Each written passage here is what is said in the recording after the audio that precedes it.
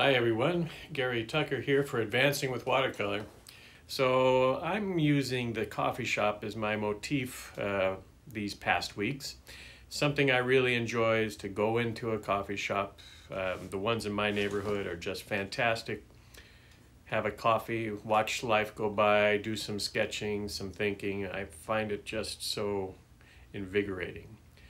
Why not use that as a subject? I'm going to use a local coffee shop for my subject today and develop a painting based on some photographs, of course. We can't go in and sit like we used to, but I still have a lot of images in my inventory that I've been meaning to paint, so why not use one of those for today? So I'm going to show you how I go about composing a painting.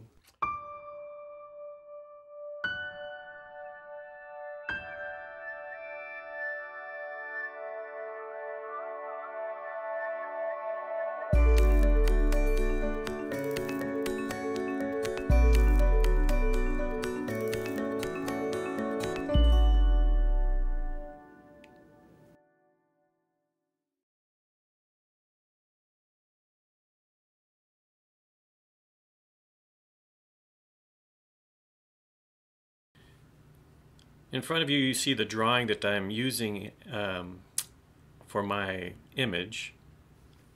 And in the drawing, I've solved several challenges for the composition. And if you saw the reference photos, I am using certain elements and not using others. In addition to that, I'm placing many of these elements where I would like them to be. So I'm moving things around and I'm being selective. This is very common. This is something the artist does with the thought of composition, of creating a balance of parts around a central idea. That's in essence what we're doing. One of the things that you may recognize is a grid. This grid is based on thirds or 3, and if you have a smartphone, often you see this grid appear as an overlay on top of your viewfinder. This is a device that allows the photographer to compose, and we can use the same thing, of course, in our composition. What is this exactly? It's a way of organizing content in your rectangle. So this grid is based on dividing our paper into thirds, and of course here we have the exact middle. This is a place usually we want to avoid placing anything of significance. Something minor, no problem, but nothing of real significance. And we tend to line up our areas of interest along intersections that I'm circling here. These are sort of hot spots or areas that are going to be, in general, a good place to align your center of interest. My main center of interest, as you may have guessed, is the barista, which is lined up right here on this axis, very close to those points that I just pointed out. My minor center of interest over here, these figures at the counter, and their relationship to the exact middle is pretty symmetrical, maybe a little too symmetrical. In any case, this is a way that we balance the parts of our composition. I have an element down here. This is balanced by something up here. An element over here, balanced by another smaller element over here. We constantly are creating imbalance and then strive to balance it in the end. Very often you will see an artist step back from their painting and look at it from a distance, or they'll look at it from the side, and they're taking measure of all these things. So we'll leave it at this and we'll get into the painting now. But I wanted to touch on some of the things that go through my mind as I'm beginning to compose. Well, here we are at the desk, and you can see the faint outline on my paper that is depicting the figures, some of the things within the cafe, such as the espresso machine, a vase of flowers, the countertop, the chairs, very lightly drawn.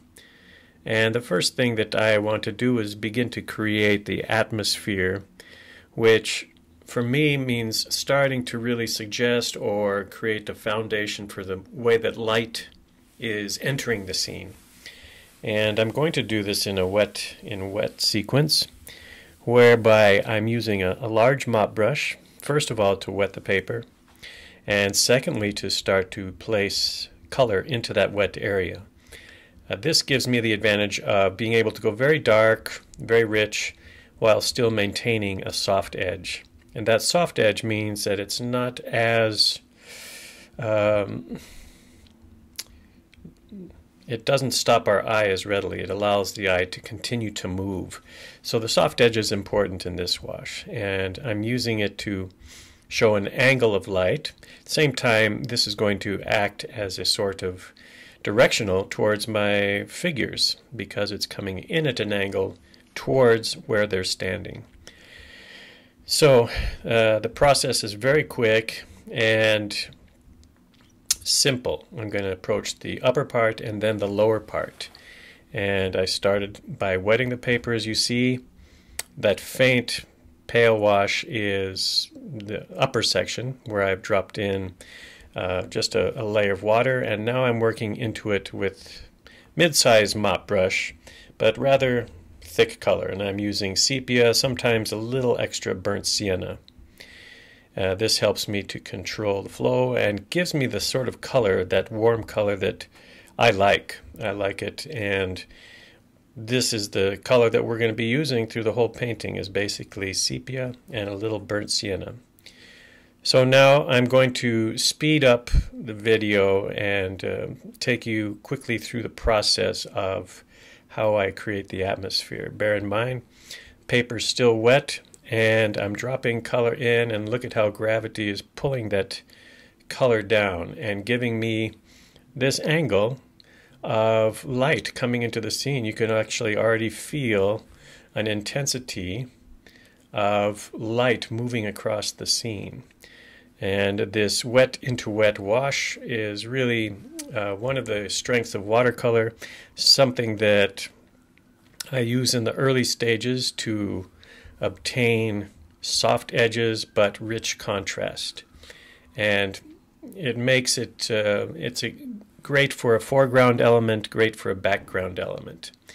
And as this is drying, I'm bringing it down to touch upon some of the figures, some of the smaller elements in the painting, which we will define just a little bit later. In this first stage, however, I'm using the wet nature of the paper and moving a little faster than I normally would, not just because this is speeded up, but in general, we have a limited time when we're working wet into wet, and so there's a bit of urgency in the painting.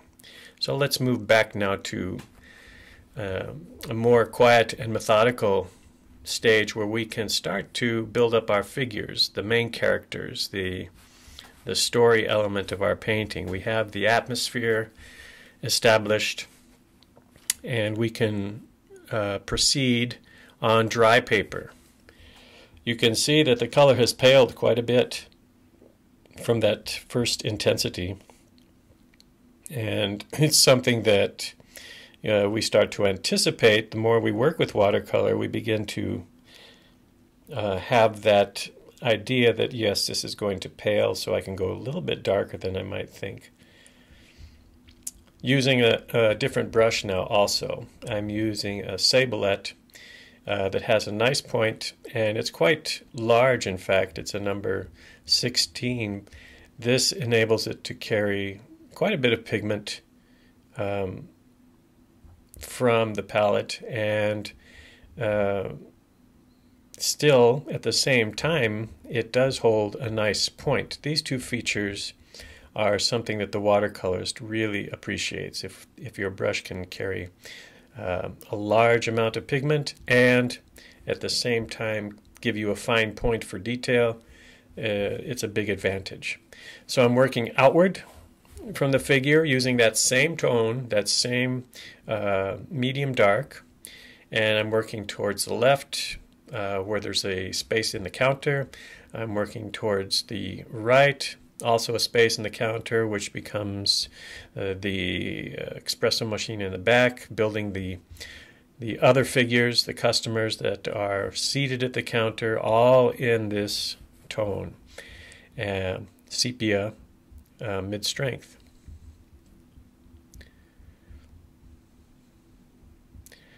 And we keep adding, growing outward from the center. This helps me to doing it in this fashion, as opposed to going to one area, then moving to another area. In other words, extending from my main figure outward builds a sort of unity through the middle of the painting. This unity is important for the painting, and it's created by this strong midtone, and being able to join this midtone through figures, through reflections now, through things on the countertop, creates a nice strength in the painting, a strength that we can work into with a stronger dark later on. But at this stage, it's interesting to observe how that creates its own form of unity. Now here you see a little bit of an improvisation. I'm using some of the banners, signage in the cafe to make this composition a little more interesting. And I brought that one sign right down on top of that middle customer. And for the moment, that customer is disappearing, kind of become more mysterious. I'm going to do the same thing with my main figure, concentrating the light in front of the barista, concentrating the light around that customer that it's at the far end. So there's a sort of play involved here. Sometimes I have it in my mind from the beginning, sometimes I see it as I'm painting. And I think it's a good working process to remain open to change as you're developing your piece. If something presents itself, something you didn't anticipate, and it looks good, I try to incorporate it. Okay, you can see me extending the midtone, and I'm speeding it up now so that you can see the how I'm starting to refine that midtone with some smaller darks. I've switched to a slightly smaller brush and am placing some rich darks closer to my center of interest, bringing them into that space between the counter where the barista moves, sort of the domain of the barista, adding some of those same darks into the vest, into the hair, into the espresso machine. And same idea, to kind of start at this point where I want there to be a lot of interest, working outward in small pieces, stepping back regularly to check and see if it's working, to see how it's working. This is an important stage because once we're painting, we're very much caught up in what's going on, and we can lose sight of the big picture. So this is one of the reasons that I remain standing while I work, so that I can step back very often and see what's happening to the big picture, how what I'm adding is affecting the big picture. And I'm very pleased that I can progress in a natural manner in this painting, extending the dark up and down, left and right in small parts, blend them where I feel it should be blended with a wet brush, as I'm doing now, creating reflections, creating the sort of structure that we see in the coffee machine, all these things, they start to come out more and more, and the scene starts to present itself in somewhat finished condition. And being able to have that finished condition either in your mind's eye or starting to appear on your painting fosters confidence. And so you can be more confident with your brushwork. You can be more positive in the way that you attack a light value or a dark value, all these things. And that's a big plus in painting. You see me flipping over the painting now and then. What I'm doing is trying to use gravity to make the color flow in a certain direction. And I'm very keen on getting this passage of light. I've decided to make it even more intense, and to do that I need to occasionally turn the painting, let gravity pull the color to a certain area, and then once I feel it's moved in the way I want and started to set up, I can write the painting and come back to the detail as you're seeing now. In this case, I'm working on those figures and adding a bit of detail, but more detail, more edge work, more contrast within the barista. I'm trying to balance this solitary figure that's pouring a cappuccino, I guess, against these two figures and the vase that's to the left. I want to create a balance so that we feel our eye moves back and forth easily, is not pulled out of the painting, and that we can feel a sort of relationship happening amongst the figures.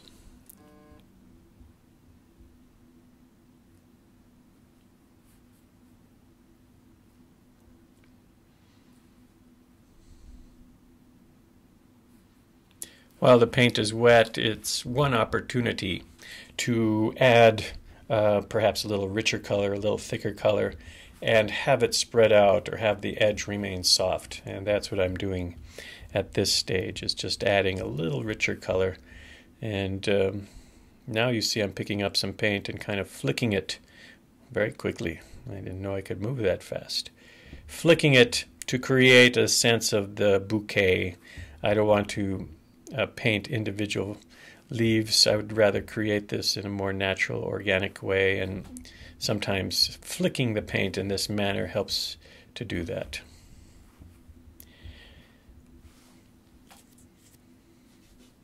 With each dark we add, it's amazing to see how the light is intensified, how that light has become much closer to the interior that we saw initially, and the focus of that light too becomes a point of beauty, I feel, is that contrast that we see. More reflections. This is one way to paint a countertop, is everything is vertical. Any sort of reflection, whether it's on water or a shiny surface, is straight down. And this has a double benefit. One is it gives you a nice reflection. Two is it gives you connection to the bottom of the painting with that nice midtone. Slowing down again. Well, we need a little bit of detail in the upper part of the painting. Good point to look at how we paint those decorative lights. For any sort of cafe, any sort of an interior, there's a certain style that the interior designer has arrived at, and I feel we really need to celebrate that. So I pay attention to what sort of lighting is being used and how can I position that in a interesting manner. What sort of things are on the table. This particular coffee shop always has flowers at the far corner of the counter, and it adds a lot to the whole atmosphere. Adds a lot to the painting too. The sort of signage you see, the sort of shape of tables that are used, any sort of tile work on the floor or window treatment. All this stuff can have a very positive impact on your painting. So that's why I include these things. I take my time to place them. You notice that I mentioned earlier I use this repeating element, but usually with an odd number, 3 or 5. In this case I'm using a lot of 3s. And this creates a natural tension, a natural sense of imbalance that we can balance later. Okay, well, we're coming into the countertop now at high speed. We want to paint that countertop, and I'm painting it, I've already got the reflections in place. I'm painting it from below, establishing that sharp edge that descends to the left. And as it is still wet, I'm placing the chairs and just drawing up that color, the same color that's on the dark side of the countertop, into the chairs. So it's a sort of natural connection. Everything from here is adjustment. We're going to be doing some adjustments, lightening some areas. You see me now placing some highlights. This is a white-based pigment made by Holbein, and really loading up the brush. I'm taking it right out of the tube. Just a few highlights. These sorts of highlights are hard to preserve while you're painting, so I prefer to add them as a painted stroke so that they unify with the sort of strokes that I'm using with my darks. I think that's the advantage that using white has over gouache, masking. And look at how that comes alive with just one touch. Something that I was hoping for, but when I see it, I'm very happy that it actually works out. We can get highlight on the head of our barista. We can get the white shirt to come alive through a little bit of white that falls on the shirt. Any sort of edge to the cups or things that are on the countertop. You can overdo this, so I say use it sparingly. This is an important mark here. Just get the brim of the hat, you know. We get a little dimension to the figure that way. We get a little separation from that darkness that's coming down from the ceiling. And these sorts of nuances, I feel, really make the painting so much more enjoyable. Well, here we go. This is the final piece, Cafe Sepia. I hope you've enjoyed this. There is a PDF file below in the description that breaks down the painting step by step and reiterates some of the things that I was talking about in the painting. So have a look at that, and be sure to like this video and share it with your friends.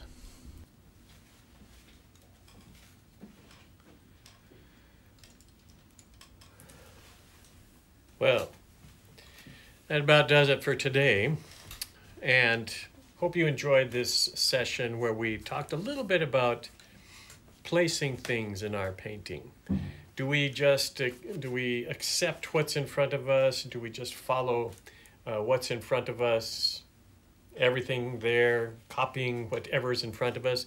Or do we start to think about placing our subject? What could make it interesting? What could make it more dynamic? These are things that I consider prior to painting. Usually when I'm doing a small sketch, a small watercolor as a preparation, or if I'm drawing on today's painting, I consider the placement of things as being very important. This is Gary Tucker. Adiosi.